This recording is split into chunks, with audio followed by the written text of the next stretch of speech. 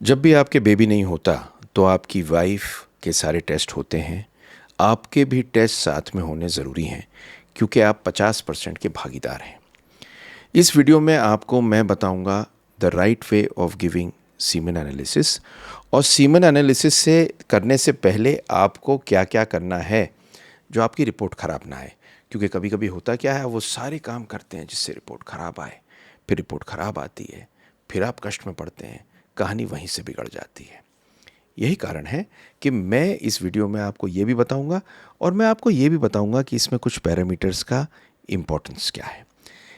आपके अगर बेबी नहीं है, ये वीडियो आपके लिए मस्ट है। इसके अंदर मैं आपको 7 चीज़ें बताऊंगा, 8 में दूंगा एक बोनस टिप। तीसरी चीज़ एक्सट्रीमली इंपॉर्टेंट है। तो चलते हैं, इससे क्या कहानी है। तो सबसे पहले तो मैं doctor Sunil Jindal, reproductive medicine specialist. सबसे ज़्यादा आनंद प्राप्त होता है आपको बेबी देने में। यूरो एंड्रोलॉजिस्ट हूँ, मेल फर्टिलिटी का काम करता हूँ। न जाने कितने लोगों को बेबी हम लोग दे चुके हैं। लेकिन सीमन एनालिसिस एक इम्पॉर्टेंट चीज़ जिसके बारे में सब कंफ्यूज्ड होते हैं, उसको क्लैरिफाई कर रहा हूँ। तो जब भी आपको सीमन एनालिसिस देने जाना है तो एक चीज़ आपको ये रियलाइज़ करनी है कि सबसे इम्पॉर्टेंट चीज़ जो आपको करनी है वो है सैंपल कलेक्शन। तो प्रिपेयर कैसे करेंगे सबसे पहले बताऊंगा। पहली चीज़ है, आपको अवॉइड करना है इजैकुलेशन। तो एजैकुलेशन आपका 3 से 7 दिन का गैप होना चाहिए जिससे आपकी रिपोर्ट ठीक हो।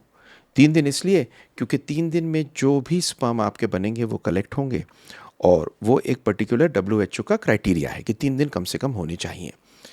जल्दी करेंगे तो सैंपल में स्पर्म की क्वांटिटी कम आ सकती है। और 7 दिन के ऊपर इसलिए नहीं क्योंकि 7 दिन के अगर ऊपर होगा तो आपका जो स्पर्म है उसका DNA खराब हो सकता है और मोटिलिटी डाउन हो सकती है। अगली चीज़ है, avoid excessive heat exposure. Sperm testis के अंदर बनता है। टेस्टिस कुछ डिग्री कम होता है ह्यूमन बॉडी टेम्परेचर से। क्यों कम होता है? क्योंकि ये टेस्टिस बाहर रखी इसलिए गई है, पर अगर ये गर्मी में होगी तो आपका स्पर्म काउंट खराब होगा। तो इसलिए कुछ चीज़ें आपको ध्यान में रखनी है। 2 से 3 महीने में अगर आपका एक्सपोजर बहुत रहा है, सोना में, टब में, कार की सीट बहुत गर्म है, आप ऐसी चीज़ काम करते हैं जहाँ पर ऐसी जगह काम करते हैं जहाँ पर बहुत हीट है। मेरे पास में बहुत जूलर्स के यहाँ से आते हैं, वो एक कुप्पी पे ना वो गर्म करते हैं सोने को, और जो बनाते हैं वो बिल्कुल पास में टेस्टिस के पास रखी होती है। उनके स्पर्म काउंट बहुत कम होते हैं। तो 2 से 3 महीने आपका एक्सपोजर नहीं होना चाहिए जिससे आपका स्पर्म काउंट को हम ठीक देख सकें। तीसरा, बहुत सारी स्टडीज़ में आया है कि आपको स्मोकिंग, ड्रिंकिंग और ये ड्रग्स होती है ना कॉफ़ी के साथ में, मतलब ये जो ड्रग्स हैं सारी, ये आपको 1 हफ्ते तक कम से कम, ज़्यादा होगा तो बहुत अच्छा है, बंद करनी है क्योंकि ये नेगेटिवली इम्पैक्ट कर सकते हैं आपके सीमन एनालिसिस को। और चौथी चीज़ है दवाइयाँ। जो मेडिकेशन अफेक्ट करती हैं स्पर्म काउंट को, ये आप नहीं लेंगे क्योंकि इनकी वजह से आपका स्पर्म काउंट ख़राब हो सकता है, और आप खामखा में सोचेंगे कि आपका स्पर्म काउंट कम है जबकि इसका कारण आपकी दवाइयाँ हैं। तो खैर अभी मेंशन कर देता हूँ कुछ दवाइयाँ, जैसे non steroidal anti inflammatory drugs. कुछ ऐसी दवाइयाँ हैं जो हर्बल रेमेडीज़ आप ले लेते हैं, वो हर्बल रेमेडीज़ फ़ायदा करने की जगह नुकसान कर जाती हैं। कुछ प्रिस्क्रिप्शन ड्रग, जैसे अगर आप टेस्टोस्टेरोन ले रहे हो बाहर से तो आपका स्पर्म काउंट कम होगा, बढ़ेगा नहीं। कुछ कीमोथेरेपी की दवाइयाँ जो कैंसर में ली जाती हैं। ब्लड प्रेशर की कुछ दवाइयाँ हैं जैसे कैल्शियम चैनल ब्लॉकर्स, उनसे भी फ़र्क पड़ सकता है। कुछ ओपियोइड्स हैं, कुछ एंटी डिप्रेसेंट्स हैं, और कुछ एंटी फंगल हैं जैसे कीटोकोनाजोल। ये सारी की सारी दवाइयाँ अगर आप लेंगे तो एक चीज़ को बिल्कुल सिंपल समझ लीजिए, आपके स्पर्म काउंट में सीमन कम आएगा। आप सोचेंगे मेरे में कमी है, जबकि वो उन दवाइयों के कारण थी। तो मैंने आपको बताया क्या इम्पॉर्टेंट है इस कंडीशन में आपके लिए। अब आता है, मैं सीमन सैंपल में ये सब चीज़ें अवॉइड कर ली हैं। नंबर 2, मैं सैंपल कैसे दूं? तो वैसे तो मेरी एक वीडियो है, मैं लिंक कर दूंगा कैसे दूं, लेकिन कुछ टिप्स दे रहा हूं आपको। पहली चीज़ है, कोई भी लुब्रिकेंट यूज़ मत करें। ये सब केमिकल्स होते हैं, स्पर्म्स को हार्म करते हैं, स्पर्म्स की मोटिलिटी को कम करते हैं। जब भी आप लुब्रिकेंट लेंगे आपका स्पर्म काउंट खराब आएगा। मैस्टरबेशन, कई बार लोग कहते हैं कि साहब बिना लुब्रिकेशन के दिक्कत होती है, तो सेफ़ लुब्रिकेशन एक मिनरल ऑयल का ले सकते हैं, ना लें तो बेहतर है। अब क्वेश्चन रहता है कि साहब मैं सैंपल नहीं दे पा रहा लुब्रिकेशन से, क्या इंटरकोर्स से दे दूं? इंटरकोर्स बेस्ट ऑप्शन नहीं है।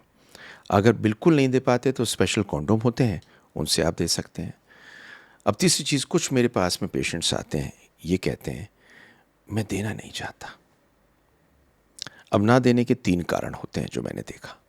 पहला कारण होता है कि आदमी डरा होता है कि मेरे में कोई कमी मिल गई तो ना जाने मेरे मर्दानगी पे क्या असर पड़ जाएगा, मेरी बीवी मेरी इज़्ज़त करेगी नहीं करेगी, मेरी वाइफ की सारी रिपोर्ट्स नॉर्मल हैं और अगर मेरी मर्दानगी पे असर पड़ गई तो क्या होगा, इसलिए सैंपल नहीं देना चाहते।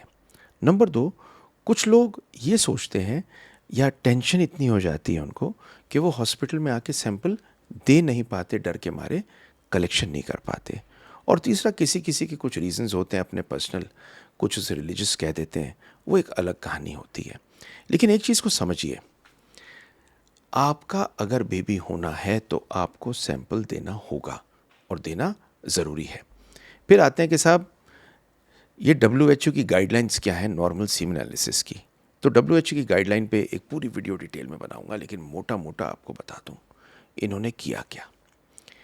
इन्होंने पूरी दुनिया में अलग अलग जगहों पे वो लोग जो फादर बनना चाहते थे और जिनकी वाइफ्स में कोई प्रॉब्लम नहीं थी, नेचुरली 1 साल तक ट्राई कराया।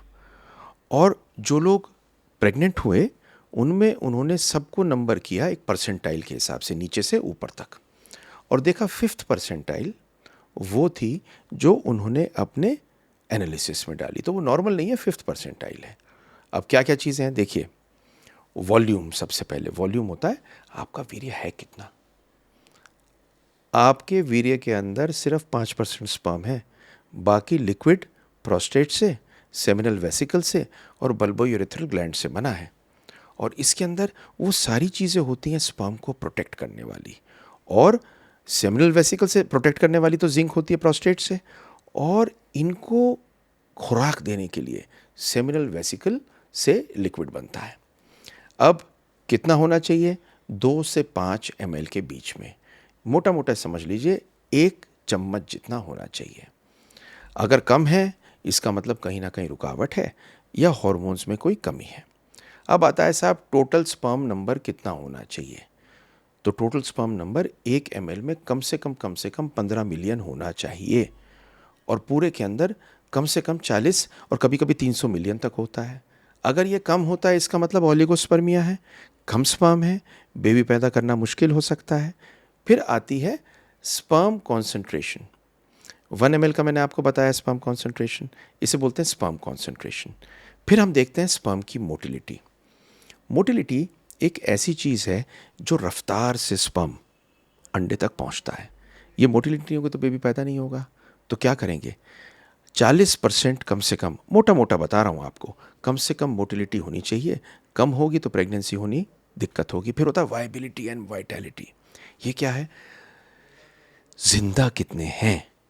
कई बार सारे स्पर्म इमोटाइल होते हैं, हिलते नहीं। लोग कहते हैं सब मरे हुए हैं, मरे हुए नहीं, कभी कभी इनमें जिंदा भी होते हैं। जैसे मगरमच्छ लेटा हुआ हो, आपको मालूम नहीं चलेगा जिंदा है या मरा हुआ है। ऐसी कुछ वाइटैलिटी हो सकती है।